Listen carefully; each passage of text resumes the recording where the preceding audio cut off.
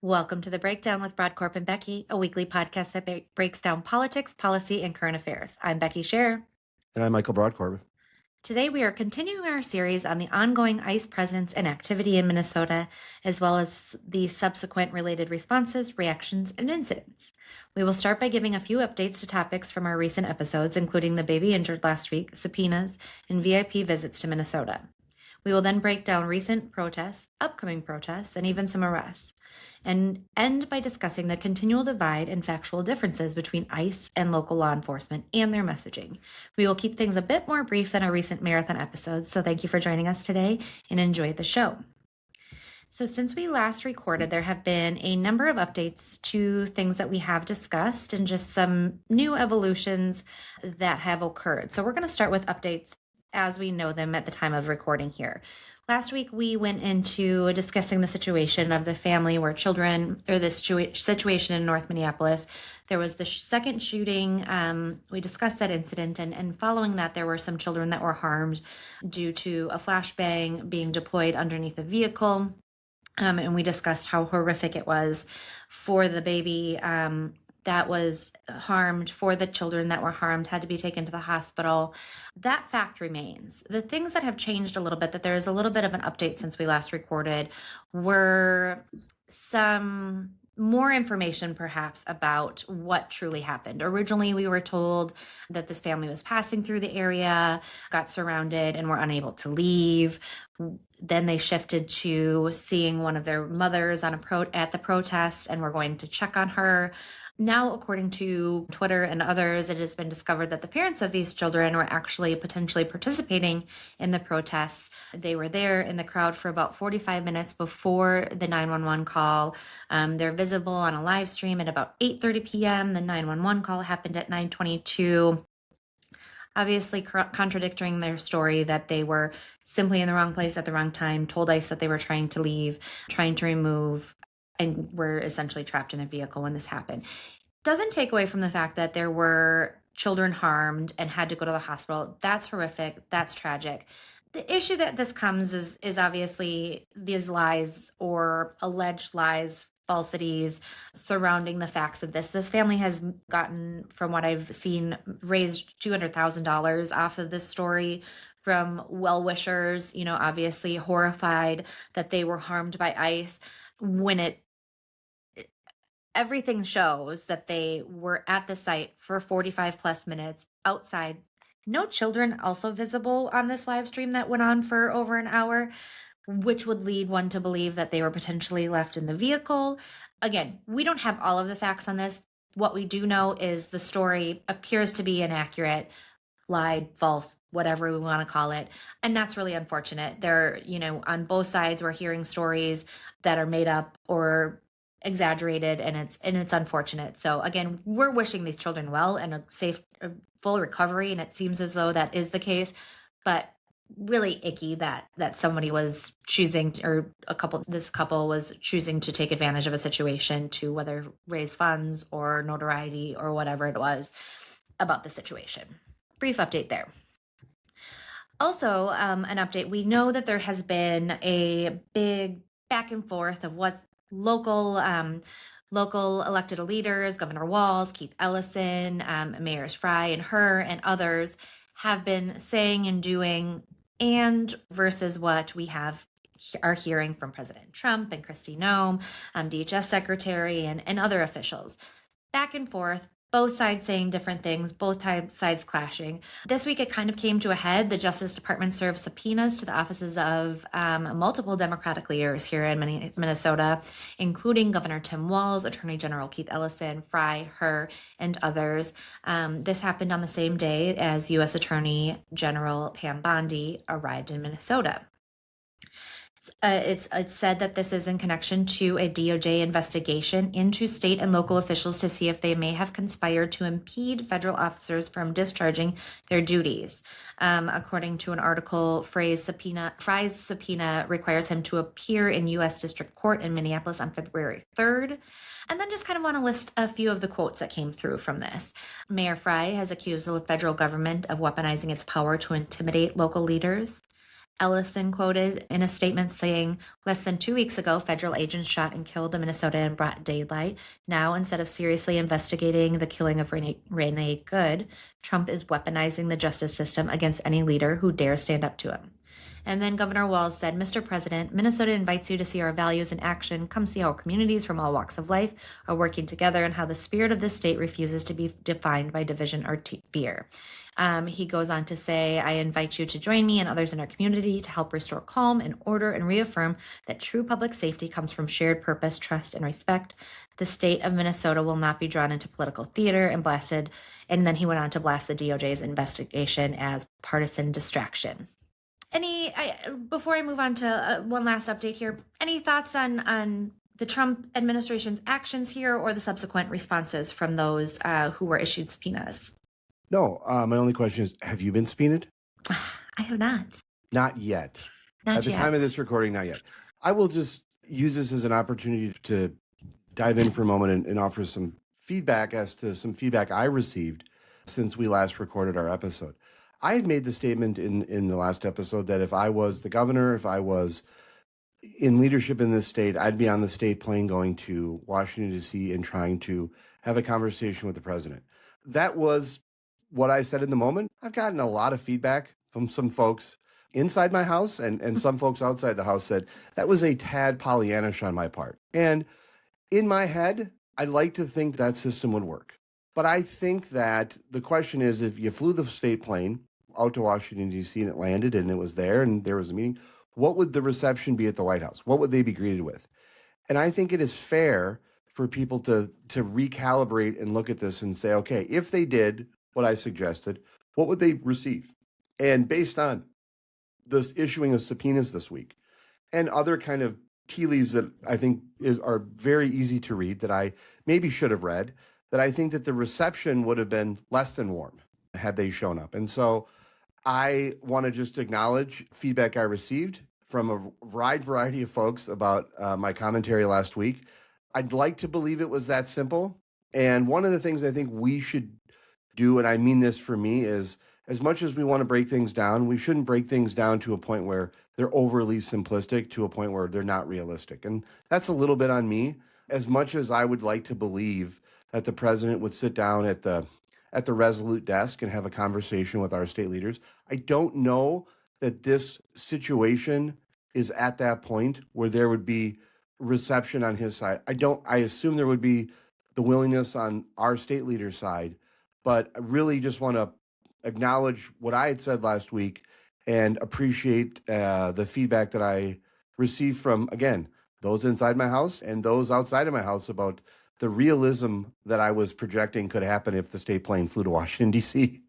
But I don't think it's too far off. I mean, we have, Thank J.D. you for Vance, saving Vice me. President J.D. Vance, here in Minnesota today. So we know that there is some desire from both to be involved. I will say, while you say you don't know if the reception from Trump would be maybe great, I think that this, statement from the governor is also kind of in the face. It's obviously tongue in cheek. Welcome. We'd love to sit down. I don't think that he is there yet either. I think we can hope. I think we can dream, but I do agree. I think there's probably a couple steps of conversations and negotiations that need to happen or should happen before those that be the heads, the leaders actually sit down together. But I think we can all agree that something needs to happen. Otherwise, we're going to have like a civil war here starting in the great state of Minnesota. Which some conservative commentators have called for, that they're ready for a civil war, which is just horrific to say. I am an internal optimist. And sometimes that internal optimism gets me to a point where my exuberance and enthusiasm for getting this problem solved maybe got a little bit ahead of me. But I do agree with you. Vance is here today, and Vice President Vance. I have to follow my own rules. Vice President Vance is in town here today, and so we'll see. I wonder if these events, and I'd love to get your perspective on this, are more photo op and message building and bracketing versus substantive diplomacy. Yes, I lean towards yes. I think that Which yes? That is a good question. I think that at this point, it is more photo ops and the PR side of things than true diplomacy. I guess I will be interested to see what comes out when we get more information about what local leaders are involved and invited and attend and the conversation that happens. We saw that White House officials had said that Vance is going to meet with immigration ICE agents, delivering remarks praising their work and criticizing Minneapolis sanctuary policies. That to me is obviously we know that they feel that way. So him being here, I feel like it's kind of like when there is a natural disaster, the president or vice president has to go, right? Like when, excuse my language, shit's hitting the fan, you got to show up. You can't just stay 2,000 miles away. So I think it is a little bit of due diligence that they have to be here. And I think it is largely more of them showing their side of things and how good things are and how much work is being done, and less about trying to bridge that divide. What's your take on it? I agree with you. I think I agree with you. And I understand the optics of why they're coming, and it makes sense. I wish, again, being Pollyannish, and not to challenge or anything you're saying, I completely agree with what I think this is being bracketed. I wish there was some shuttle diplomacy going on. I wish that there was, and maybe there will be, I hope there will be, but coming here and bracketing and not talking, I want to be consistent. And one of the things that I've said is I wish our leaders would do less on social media and more talking one-on-one. My hope would be is that if the vice president is here in the state, aside from a roundtable and other types of discussion, that there will be some private meetings about what can be done to de-escalate the situation, and how there can be some agreement. That would be my hope. But I am certainly, as someone who is, and we both have played the game of politics and been involved in this, I understand what's going on. And I think two things that I'll point to that I think it's going to be less productive than we would like are one, obviously the subpoenas being issued the day that Attorney Yes. General Bondi came to the state. That is a She good also point. That is one way. That is one way to it's put not a. singing kumbaya, let's sit Yes, around I forgot. and hold hands, right? Well done, Becky. She did state whether it's public official, law enforcement officer, no one is above the law in this state, and people will be held accountable, which we can chat at some point about the law and order message. We mentioned it a little bit last week in my little rant about due process, but I think there's two sides to that coin. But then also ahead of taking off from Washington, D.C., Vance was quoted as saying, we're going to talk about talk with some of our ICE agents, talk with local officials about how we can turn down the chaos. And my simple piece of advice to them is going to be, look, if you want to turn down the chaos in Minneapolis, stop fighting immigration enforcement and accept that we have a border in this country. It's not that hard. That to me is screaming, it's our way or the highway. It's not saying we're willing to have conversations right now. It's saying, if you want to stop the chaos, accept the reality of ICE. And to me, I feel like that is drawing a line in the sand right now. Things can change.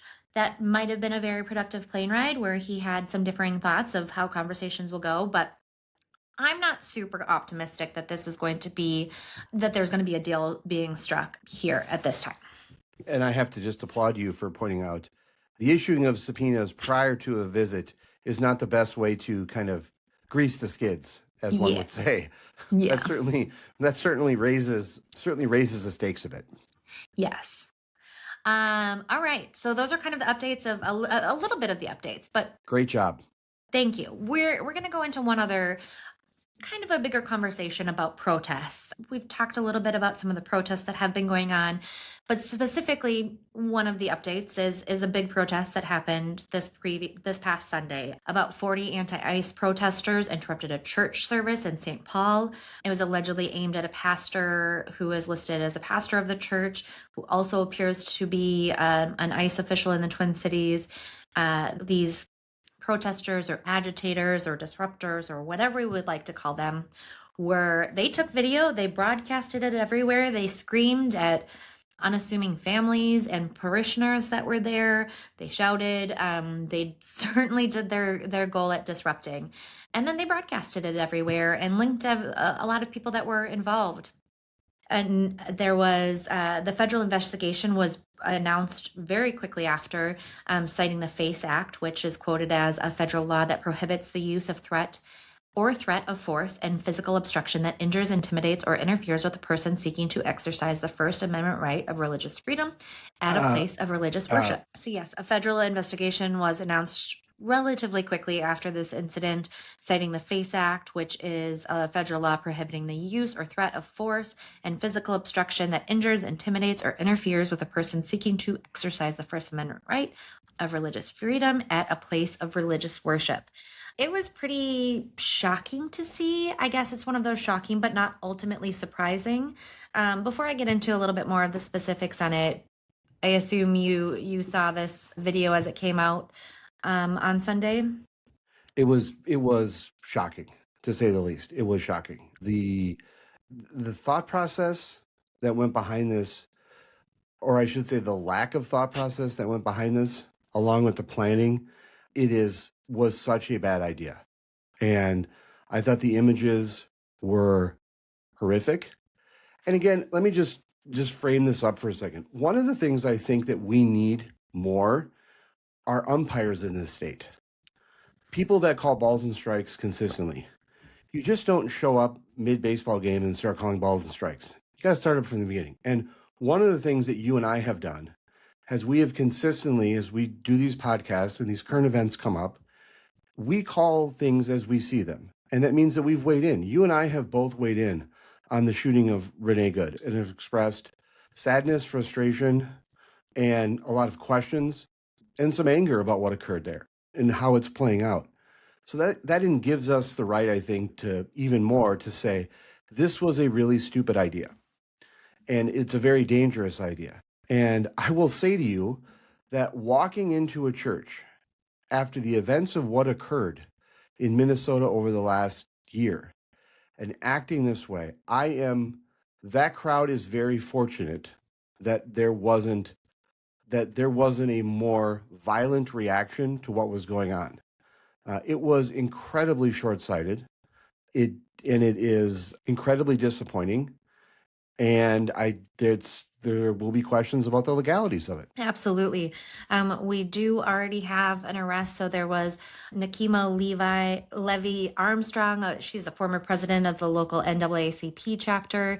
She was one of the organizers of this. She told CNN she doesn't know, quote, know how anybody who claims to be a Christian could condone this behavior and the dual nature of the role this pastor plays, or allegedly plays, I should say. She was arrested Thursday morning along with one other. And so very quick action. We also know that former CNN anchor Don Lemon was present at the demonstration as a journalist, not as a protester, although there's some questions about that.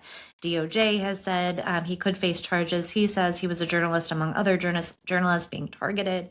But there are lines, right? We have talked a lot about the freedom of the First Amendment, the freedom of speech. We've talked about it, and when it comes to flag burning and general protests, and when it comes to safe and observational, not interfering protests, even in this situation, this clearly is a step too far, and is just something that cannot happen, that should not happen, whether it is a Christian church, whether it's a mosque, whether it's a temple. There is a freedom of religion for a reason, and that is something that, regardless of your feelings about a pastor or a parishioner or anybody involved in those situations, it's just too far. So we do know that she was arrested this morning, the morning of this recording. And I will also say I am at my work office right now. We are downtown St. Paul. We got a note this morning from our building, talking about that they have gotten a note from federal authorities in the St. Paul Police Department that they were made aware of the beginning phases of a planned protest due to this arrest that is scheduled to start at noon today. So if you hear anything outside, it's possibly the protest of folks protesting this arrest. So,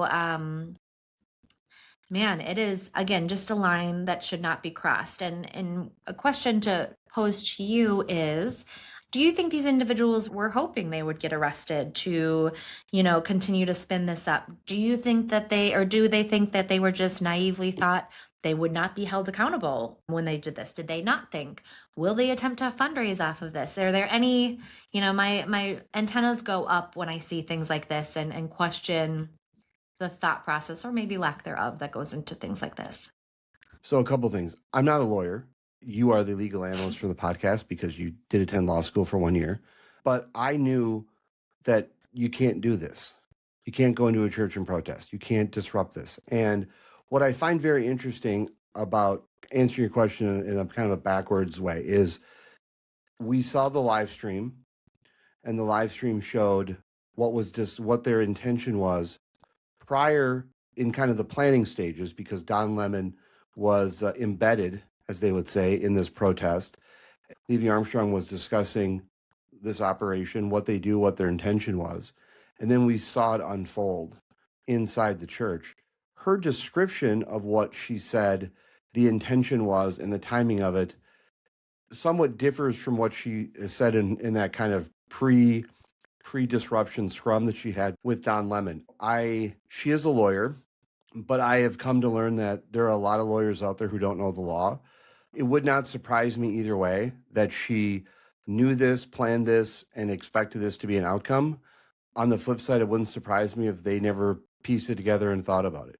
But I will say to you, I haven't seen updated polling, but this type of going into a church and disrupting the services this type of way, for whatever the reason you want to construct in your head, has the potential to flip from a PR perspective, and we'll get into more PR stuff later, but we'll flip from a perspective, a narrative that's going on about some of these activists and some of these agitators and some of this protest.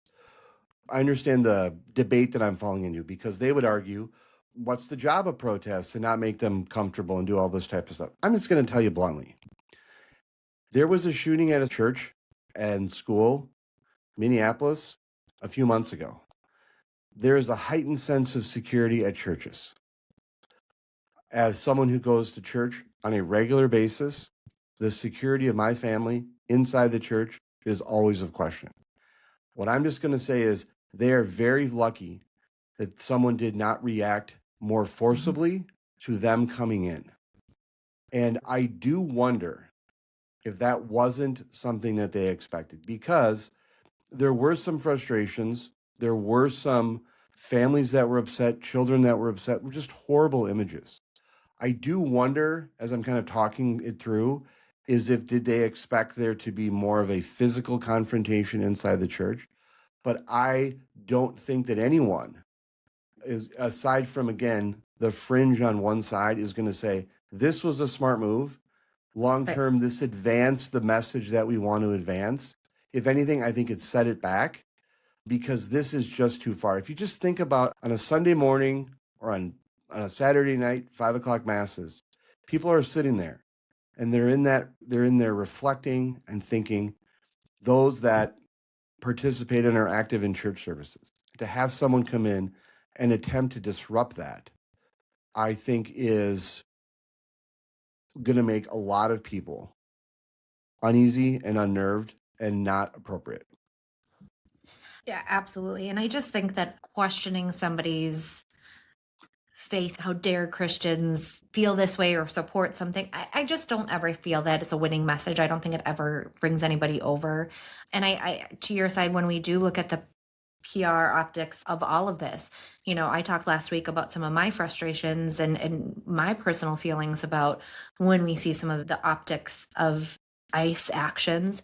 Similarly, I think this and another incident that recently happened have the potential, like you said, to kind of, swing the pendulum, right? And turn people the other way. We heard of a group of IT professionals that were having lunch in Minneapolis the last week, who apparently were being mistaken for ICE or off-duty ICE agents. There was in a local watch out for ICE group. Somebody posted that they were there. The restaurant was surrounded. They were targeted for this. And again, they were a group of, from what I've gathered, IT professionals sitting and having lunch. And so again, the targeting of a church, which is completely inappropriate, but also very illegal from my mind.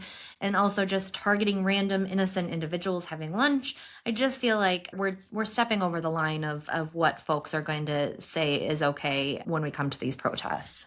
And one of the things I want to point out is, because I think it's important to discuss, is what you'll hear from the protesters. They'll say if they're sitting inside a church being comfortable, well, they shouldn't be. If this is that these need to be awkward, that these need to be difficult and uncomfortable. Remember, their line is no justice, no peace. And so I think that it's a slippery slope to get into that discussion when the protesters think that way. When you operate under the premise that there's no justice, no peace, everything is justified. And Right. that's the challenge here. And again, I think that where the vast majority of people are, Becky, are right where we are. I think that and what I mean by that are people that are willing to call balls and strikes and say, I don't like some things that are done on this side, and I don't like some things that are done on this side. And the solution is right in the middle. This type of disruption is exactly what the Trump administration wanted. Protesters going inside a church and disrupting it in this type of way, that gave the administration a win on this. It shows a level of unruliness. The other thing that I would say is this should be a very easy thing for our elected leaders to condemn. And the governor weighed in on a statement, which was fine. The mayor of St. Paul was somewhat dismissive about what occurred here and very dismissive about people being disrupted inside a church. I will just say if it was a bunch of people that looked like me that went into a mosque, do you imagine the outrage? A bunch of people like me walking into a mosque. The outrage. And I had so the same thought. they could have stood outside on the sidewalk and they could have protested. They could have stood outside and protested and voiced their concerns, and that would have been completely legal. But in this day and age, particularly with what happened in Minnesota, going inside a church and disrupting it the way that they did has the potential to be illegal based on arrests that were made today, short-sighted, problematic, not appropriate, and not the type of thing that needs to be done in order to solve these types of debates and disagreements. And I think it's something, we've talked a lot before about like protests at elected officials' homes, left, center, completely inappropriate and unacceptable. I wish that this was also, to your point, a place where we could all unify and say, it's not okay. Again, it's not okay if it's a church. It's not okay if it's a temple. It's not okay if it's a mosque. It's not okay if it is any sort of religious worship, a place of religious freedom. And I don't think that's hard, should be that hard to rally against and to say. And it's upsetting that it is difficult for everybody to get on the same page as that. I think we will continue to see how this evolves. I just saw a couple posts as we were going through this that a Minnesota federal judge refused to sign a complaint bringing charges against Don Lemon. So we'll see if that continues. I'm a huge advocate of the First Amendment, but there is a line between being embedded as a journalist in this type of disruption and being a supporter and cheering it on and being an advocate. I got to tell you, I'm not surprised that there was some hesitancy by the judge, but do I think that Don Lemon is as clean as he thinks about his involvement in this? No, I don't. I don't at all. If he is not charged, I think he's very lucky. And in all honesty, I think those in the journalistic community should look at this as an example of what not to do. I don't disagree. Moving on, this week we're also Friday, the day this will be coming out, is a big kind of protest, or is it kind of like an anti-protest statement? I don't really know how we're calling it, but it is called Ice Out of Minnesota Friday. Organizers are encouraging all Minnesotans to stay home from work, school, refrain from shopping, suspending full business as normal, to protest the presence of federal immigration agents in Minnesota. from what I've read, that this is something that has a very long history of doing these sort of protests, and the overall goal is to pause economic activity to compel change. It's not uncommon in modern America, but was once a staple of protest politics and frequently employed in Europe. I don't get it. I get the general theme of how what they, want to work. But the people that are hurt by this are the small business owners, the small restaurant owners, some of the industries that are already hurting in Minneapolis and St. Paul and our communities because they have workers that are scared to go to work. They have been, families that are scared to patron their businesses or be out in public in general. They're already hurting from COVID or from the cold winter or from now ice. I don't get it. I don't understand. Can you explain? Can you talk me into this? How this is supposed to be a benefit other than the fact that it's a collective, cohesive group of Minnesotans not going out on one of the coldest days of the year? I don't think it will do anything to be helpful. I think it hurts small businesses. I understand their argument, but I don't Right. agree with it. I mean, I understand the words that they're saying. I know I know what they're trying to present as an argument. It makes no sense to me because I don't think it will be a benefit. Again, while I may have been overly Pollyannish on flying the state plane out to Washington D.C., I don't think that I'm wrong about how I think Donald Trump views this state. He views himself as the savior of the state. I don't think he's doing this for any other benefit than to show his presidential strength and power that he has that he has when you occupy the office of the presidency. And so when we have Nikemi Levy Armstrong and Don Lemon go into a church and cause that type of disruption, that is a further check for the president to say what I'm doing here is right. And when the federal government sees this type of protest going on, he will say that this is another example why we need to do this. Again, I think you and I approach this from the standpoint of how do we get this solved? And I don't see how this gets anything solved. Now, where do I think there is a benefit from this in this type of situation is there is a level of behind the scenes activism and organization that is being done in to, how do I say this, capture some of the intensity of this movement right now. And so when they're organizing protests, when they're organizing events, those are events for them to do data, to do voter ID, to check in with people, to build lists, to build coalitions. And so as much as I don't think that the protest itself will be impactful in terms of changing policy, one of the things I do believe that in essence, the left, to the degree which this is defined as solely the left, benefits from these types of events is that it gives a focal point and a rallying point to organize and to build coalitions and lists that are helpful. How are those lists used? They're used in the next election. And so one of the things I think that the left, the progressive left, the center left does very well in this state is that they organize events. And I wonder how many of them they're organizing and they're doing something with the energy and the energy and the enthusiasm they have to stop what's going on. But where I think the real benefit comes from is not from actually solving the problem. I think the organization that goes on behind the scenes, the working with different coalitions and organizations to pull off a massive event like this, that's where I think that the center left gets the benefit from having this type of event. And that's the concern as someone as a homeless Republican who wants to see Republicans seat. I don't see a comparable organization on the center right. You know, there's been some talk of doing some We Support ICE events, and those have had what I would call a failure to launch.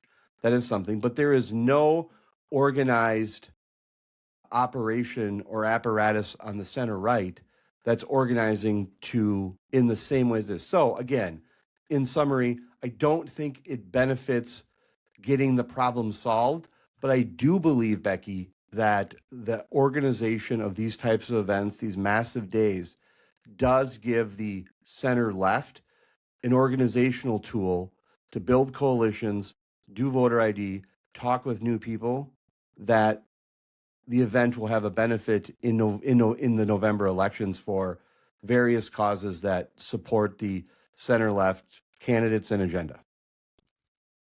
Extremely well put. I think that to your own recent phrasing, you can be a little Pollyannish, you said on your last episode, but I think this is also very, very real of what things are. I think a lot of people in the general public, without wearing a previous campaign or a partisan politics hat, don't maybe see that. They maybe see these things as pure, earnest, honest protest to make your voice heard. I think that you just nailed the nail on the head, hit the nail on the head of one of the benefits from this. And I also think this is a direct optic switch from some of that negative light that some of these protests have just gotten shed in, right? This is something that we know that TV stations are going to cover, our newspapers are going to cover. This is going to be everywhere of this collective group of individuals who are making their voices heard by doing this thing that has this long-standing history of economic impact to show that, to give it to the man. And I think that's something that, when we're talking about the PR campaigns of all of this, it certainly is something that they're going to win. The weekend campaigns, the Friday night TV newscasts are all going to cover it. And it certainly will help swing, again, that pendulum away from this church protest and some of the negativity that we've seen for that side of activity. And so the organizing, I think, is a huge thing. The lists, we live and breathe by lists. I have, it's just incredible and a huge aspect for every part of campaigning. And Democrats have continued to knock it out of the park. So I think a really good point and well said. Before we move on, anything else you would like to say about protests, good, bad, or indifferent? No, I mean, I think that we've covered it in the last couple episodes, and I think they're going to continue. I still have a sad feeling that this is going to get worse before it gets better, but I hope I'm wrong. Last thing I will just say is we did see the governor, I think his words were good trouble from people against ICE. And again, I understand the desire to give people the right or permission to continue protests. I believe, again, it's just a little much and again, potentially gives people permission to cause some bad trouble because they feel allowed. I just would say, and I worry, I wasn't going to comment, but you were spot on in bringing that up. I don't need instructions from the federal government or from state or local elected officials to tell me how to exercise my rights. And I worry sometimes that this directive, this push, people aren't as dialed in as to what it means. Mm-hmm. And I think we need to be mindful, particularly elected officials, of the soapbox and the power that they have, that when they're calling for people to, as what did you describe? Good, I think he said good trouble. Good trouble. People are going to focus on the trouble and not the good. And I think we need to be mindful of that sending people out into the streets right now, and in essence, a call to do that, which we've heard from the governor more than once, is just simply dangerous. It's dangerous because of the weather. It's dangerous because of the situation. And I don't know that people are necessarily dialed in on what they can and can't do. And we're seeing that all over the place. And so I don't know that sending a mob of people out there, of citizens, with the limited information or the directive of engaging in, as you said, good trouble, is good instructions and is a recipe for success. Oh, great. I do want to spend a little bit of time. This kind of is, it goes a little bit into direct conversations we have had, and I've certainly learned a lot in the last week, but it does appear we have a little bit of a PR campaign, a coordinated campaign of sorts from within the local law enforcement world, the Department of Corrections, Dakota County Sheriff interview that we are going to talk about, and others trying to educate the public, educate folks on what they do, what they can do, what they cannot do, what their, legal limits and authorities allow, and just kind of some fact checking that's been going on. So some of this I think is very good information. I've learned a lot. Some of it is, we'll get into it. My thoughts and your thoughts on it. But want to start with an interview that you alerted me to yesterday. Dakota County Sheriff Joe Lecco was on Fox 9 this week, and It was a great interview, and one that I think was really taught me a lot about kind of some of the legalese and the verbiage surrounding things. He clarified the accusation that law enforcement does not coordinate with ICE and do not enforce immigration. He really laid out that cannot and do not are very different things. They do not have the authority, according to the sheriff, to enforce immigration. That immigration status is a federal law, not part of their authority. And this is, kind of under the guise or under the understanding that they want people, regardless of immigration status, regardless of whether they're here in this country illegal or not, to feel comfortable calling their local police or sheriff, calling the authorities if they are hurt, if they are in danger, if there is an unsafe situation that they are in, without worrying about their legality being questioned and being arrested for that. That makes sense. And I think a good cannot, do not, that are the Dakota County Sheriff, the Anoka County Sheriff, these are not folks that can respond to anybody calling a hotline and saying that my neighbor's here illegally. That's not under their authority to enforce.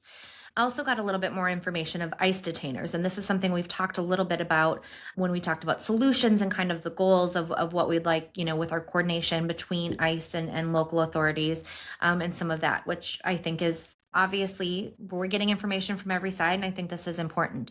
He laid out some of the specifications about ICE detainers and ICE detainer holds, specifically that they can't hold beyond a certain length of time without a second arrest. So meaning typically how he explained it is if somebody is arrested and they are going to be going before a judge within 36 and 48 hours, they will notify ICE knows when that court case or court hearing generally will be. Again, he said usually between 36 and 48 hours. And then beyond that, if that individual is going to be released on bond or for any reason, they can coordinate with ICE. They can hold them on a detainer, I think he said, for about 48 hours. Anything beyond that, if there's not another charge or another arrest, is in violation of the Fourth Amendment, and so they would release them. And it is up to ICE to follow up with that, arrange pickup or whatever that they might do. So I think it's helpful to learn a little bit about some of those specifications of what a detainer means. It doesn't mean they can just hold them indefinitely, and if they were released on bond or a judge ordered their release for something, but that there is coordination with ICE. There is notification if somebody has a legal status, and then it is up to ICE to kind of, I guess, take it from there. Is that your take? Anything else that stood out from you from that interview? No, I thought it was a very good breakdown that Rob Olson had on Fox 9 discussing it. I thought it was really good. And I think it helps reframe some of the discussion that's going on about what law enforcement can and can't do. And there are limits. And I think it's important that elected officials on both sides recognize that. And I think it's been a very fascinating, just as we look at this from kind of a PR standpoint, the rise of the local law enforcement, city and county speaking up and saying what can't be done, what can be done, I think is really reframing this debate a bit and is going to give a lot of people an opportunity to reevaluate some of the tactics and some of the messaging points from ICE. Absolutely. I think that it, in coordination with this press release that we saw come out, this is from Minnesota Department of Corrections. We have the Commissioner Paul Schnell, who has done a couple of interviews as well. But this press release, to me, and maybe I don't know if it's ignorance or if it's just that I've never really needed to know all of the intricacies of jail versus prison and custody and all of that. But again, I think that this one is direct fact check of a lot of the stuff we've heard. It lays out that Minnesota law requires the DOC to notify ICE when an individual committed to DOC custody is not a U.S. citizen. They fully comply with this requirement and goes further by honoring all detainers as a matter of policy, even though state law does not require detainer compliance. It says ICE alone determines whether to place a detainer and is responsible for arranging pickup. And then the Commissioner, Paul Schnell, again, Department of Corrections Commissioner, is quoted as saying the Department of Corrections has always coordinated with ICE It goes on to say public safety depends on facts, not fear. When federal agencies make claims that are demonstrably false, it undermines trust and disrespects the dedicated professionals who work every day to keep Minnesota safe. And then it goes into lays out some of these clarifications. It says Minnesota DOC operates state prison, not local jails. It says many of the individuals that were cited by DHS were never in DOC custody, but instead were held in county jails under ICE-only custody or in other states' correctional system.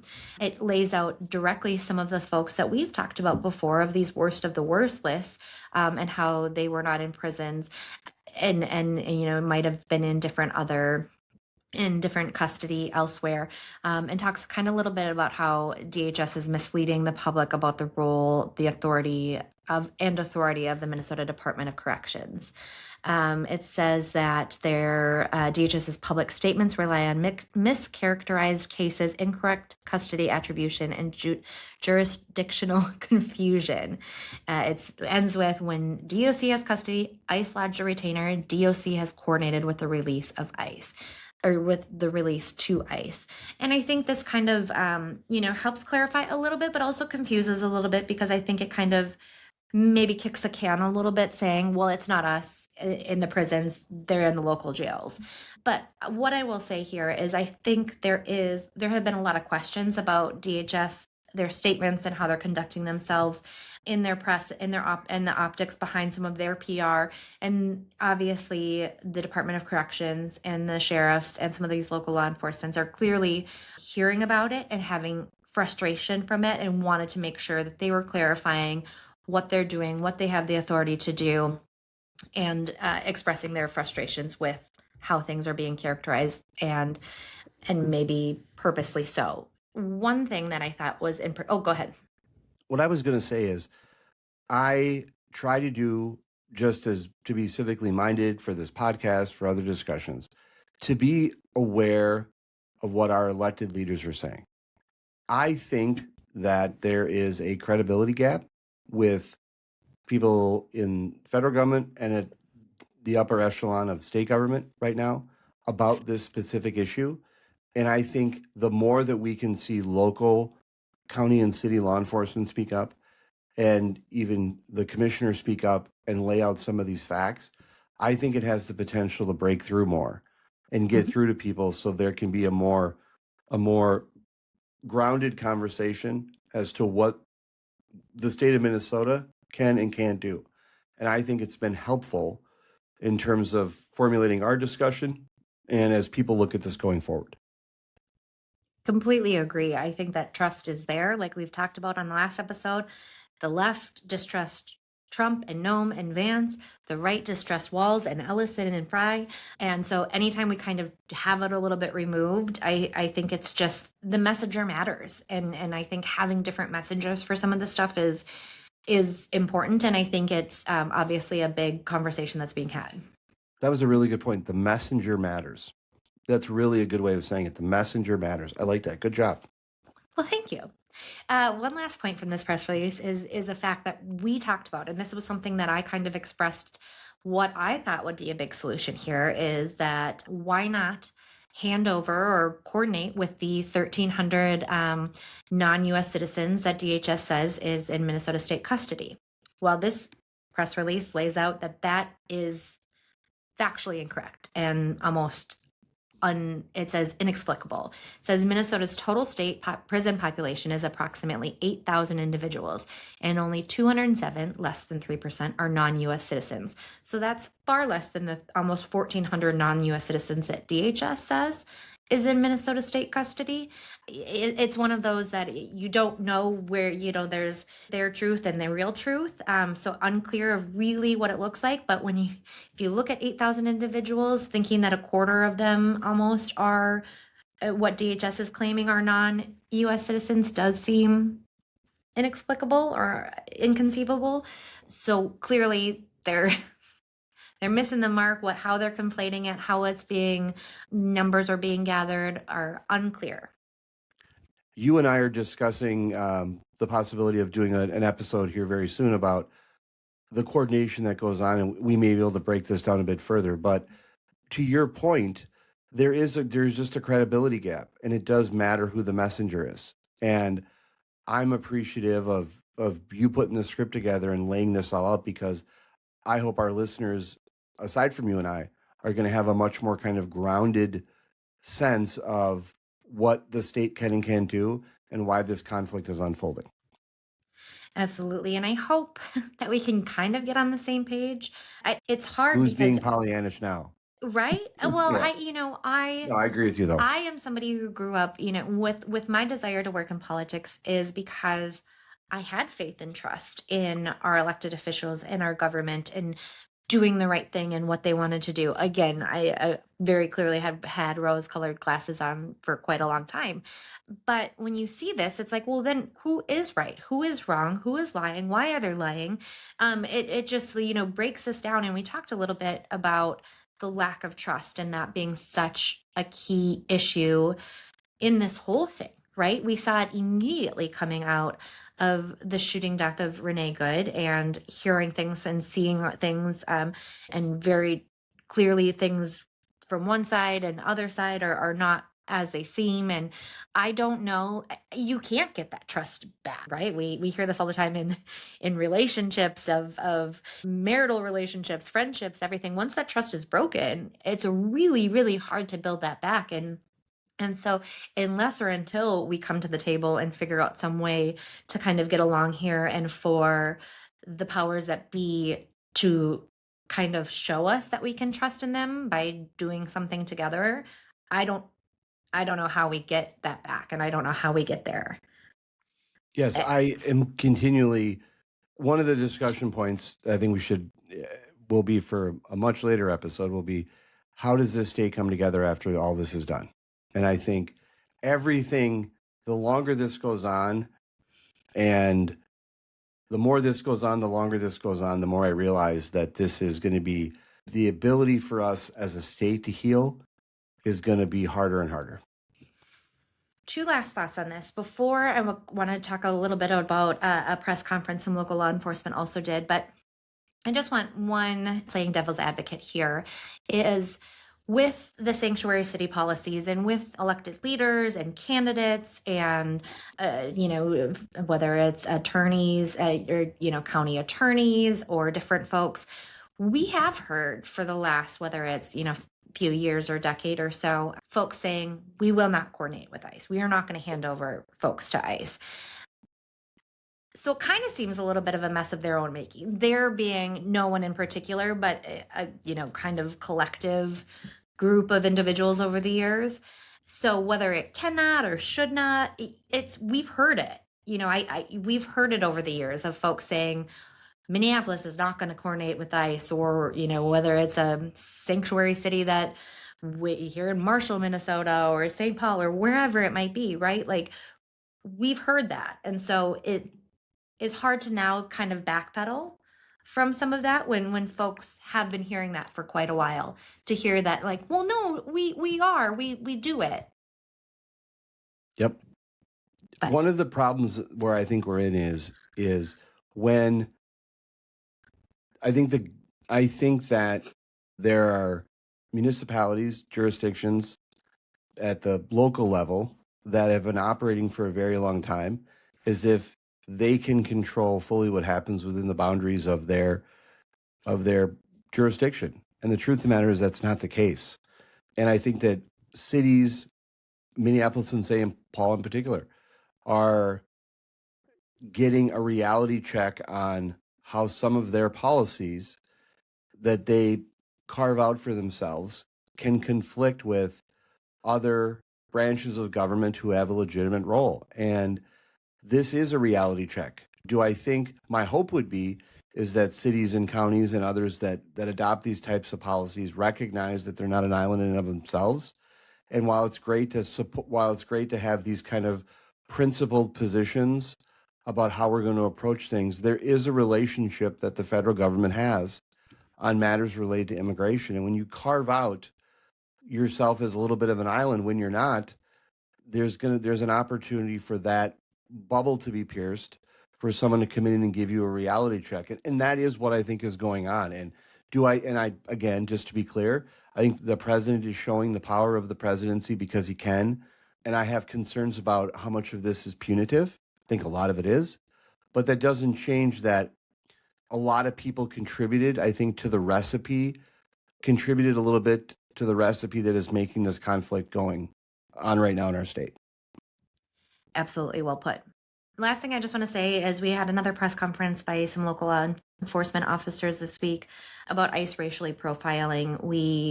They talk about an off-duty police officer who was stopped, asked for their papers due to the color of their skin. The individual was black and stopped. Eventually did share that they are law enforcement officers, in which case, according to this press conference, ICE turned on their heel, walked away. We shout out to Representative Marianne O'Neill. She shared this press conference and said ICE must follow the Constitution. ICE must immediately stop this behavior. ICE must stop racial profiling and violating civil rights, as has been experienced and documented by law enforcement. Full stop, no excuses, just stop.